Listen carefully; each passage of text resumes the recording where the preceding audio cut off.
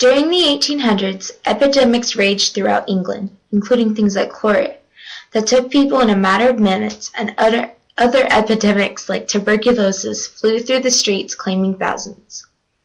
Around this time, these unorthodox methods to treating these diseases, including things like snake oil, many small things such as toothaches were cured with cocaine, and other small things like throat aches were cured with lavender mixtures and mint mixtures.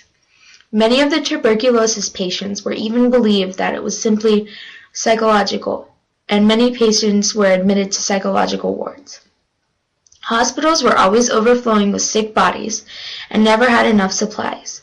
Many hospitals were often unsanitary and hardly ever clean.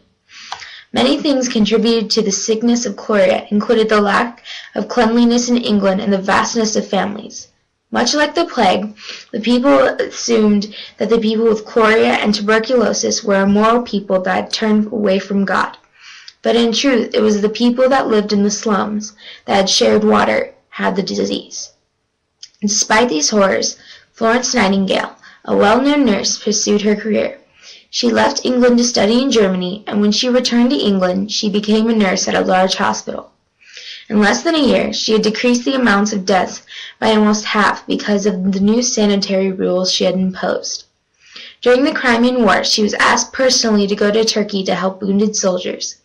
The field hospitals were so horrendous that the more soldiers were dying of infections than actual wounds. When Nightingale arrived, she instituted more healthy criteria so that the soldiers were getting fresh water and food, and that their bandages and blankets were being cleaned every day. By the time she was done, she had reduced the death rate of the hospitals by 2/3. She came home and was welcomed as a hero and was honored. She is now called the mother of modern nursing and the lady with the lamp. Without Florence Nightingale, much of the world today might be the same as it was in the 1800s.